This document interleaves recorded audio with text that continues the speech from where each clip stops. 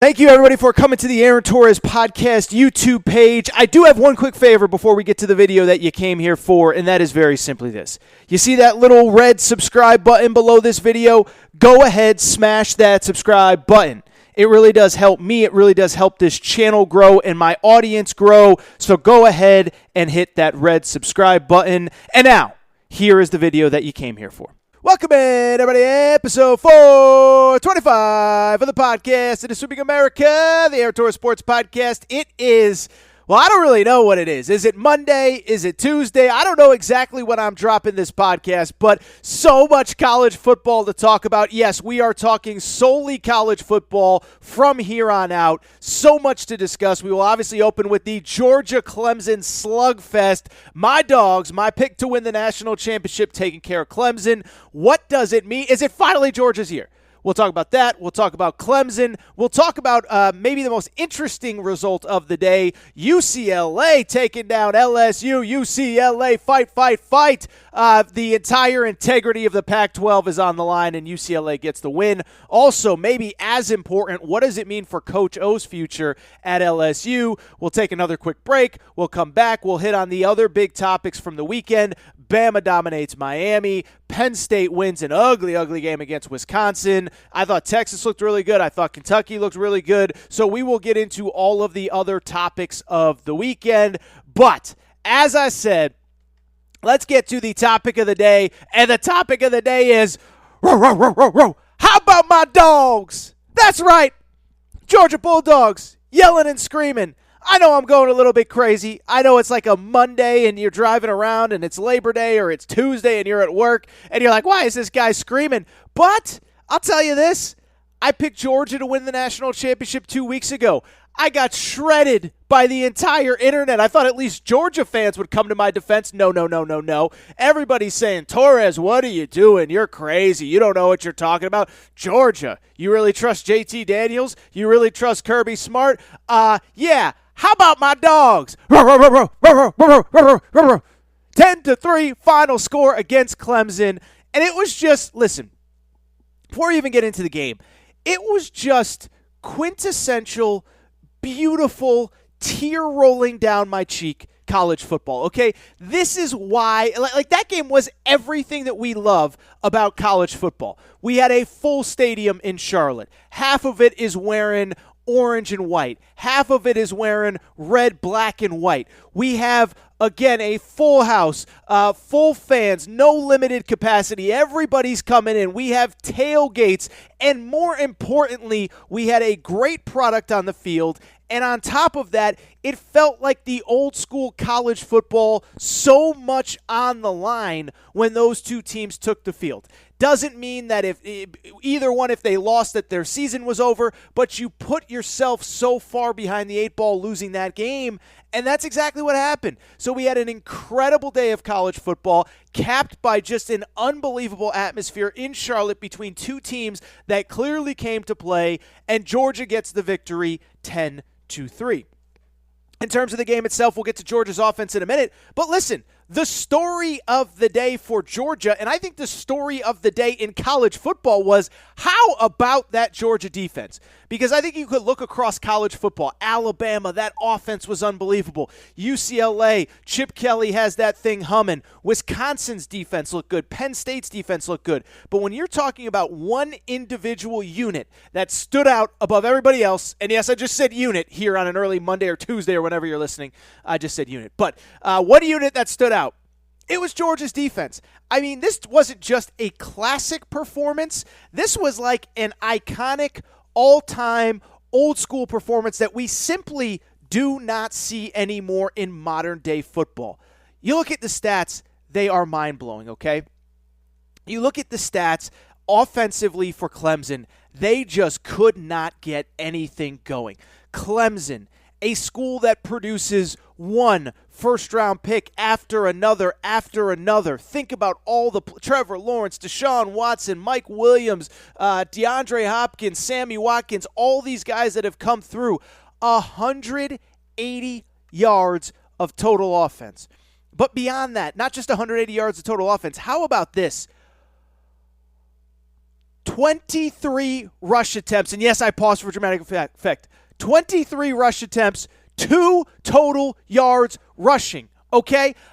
When I say 2 total yards rushing, that equates to 0.1 yards per rush. Now, I know that number's a little bit skewed because sacks count against rushing totals, but the bottom line is Georgia held Clemson, one of the great offensive programs in all of college football over the last 10 years, to 0.1 yards of total offense. Do you know how hard that is to do? Do you know how incredible of an effort it was from Georgia? Again, not just a good effort, not just a great effort. We are talking an iconic effort to open the season.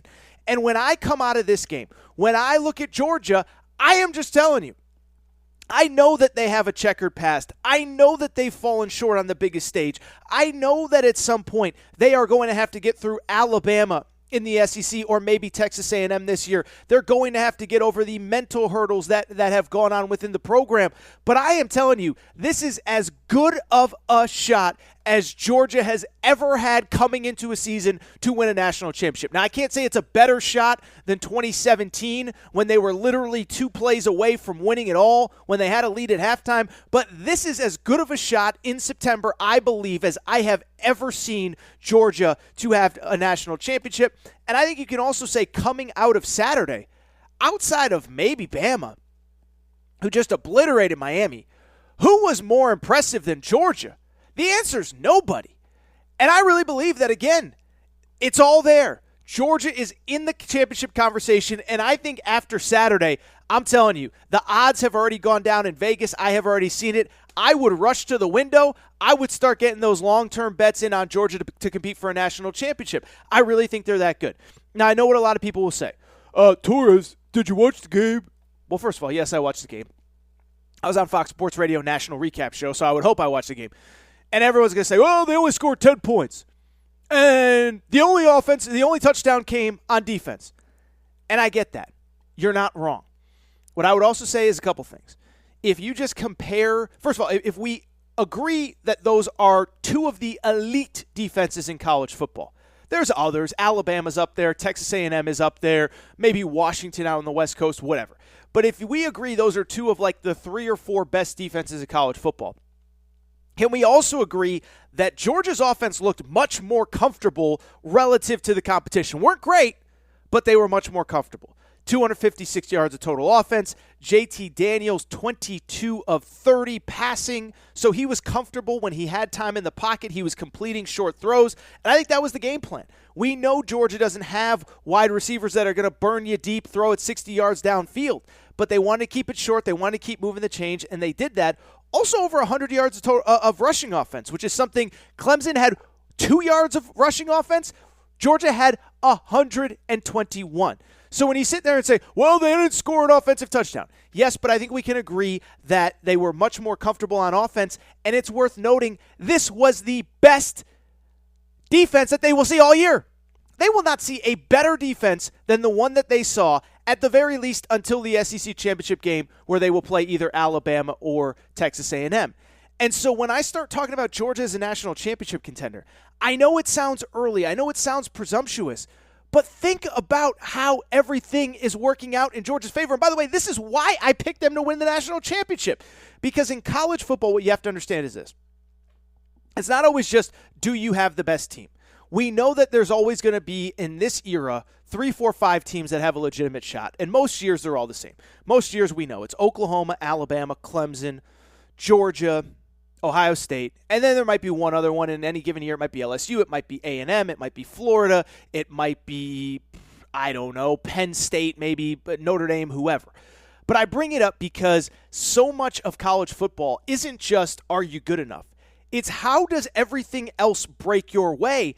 And for Georgia to get through this game, it's Moses parting the Red Sea. Because if you look at their schedule, it is totally manageable going forward. And again, this is why I picked Georgia to win the national championship. Look at the schedule. Next week, UAB, South Carolina.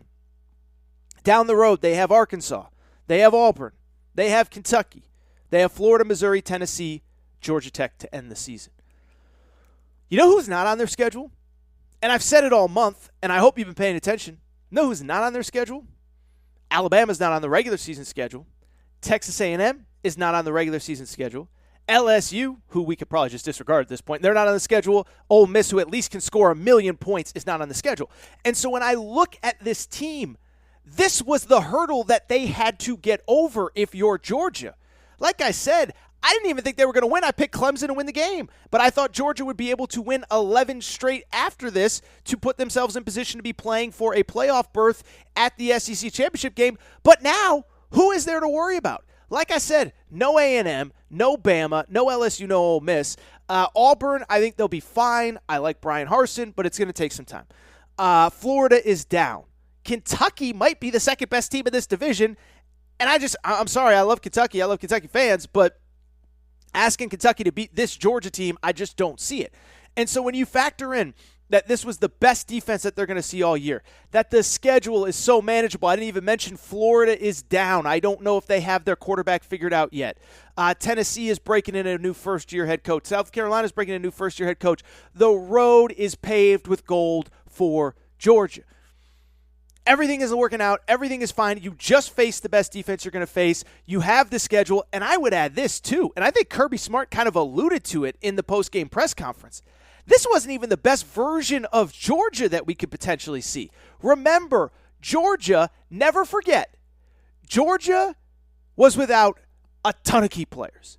Their best red zone tight end, Darnell Washington. You don't think they wanted him on Saturday? Wasn't available. One of their best corners, Tyke Smith, not available. You don't think you don't want him?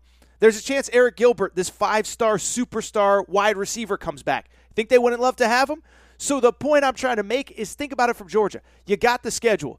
You got past the toughest game on your schedule. You played the toughest defense you're going to face all year.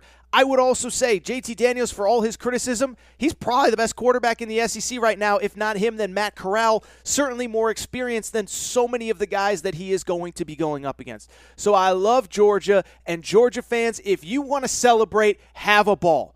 This is just the beginning. We're just getting started. I understand the history of Georgia. I understand you don't want to put the cart before the horse. You don't want to get too excited. But I'm just telling you, there is nothing on this schedule that is going to slow them down into the SEC championship game. And we're going to talk about it in a minute with Clemson. But they're also going to have the trump card of beating Clemson if they do get tripped up in the SEC championship game. We'll talk about that right now with Clemson. But I just want to give Georgia so much credit. Great effort, great game. And this was just, I mean, if you're a Georgia fan, after all the losses to Bama the last few years, all the losses to LSU, this one has to feel really, really, really good. Enjoy the heck out of it. You guys deserve it.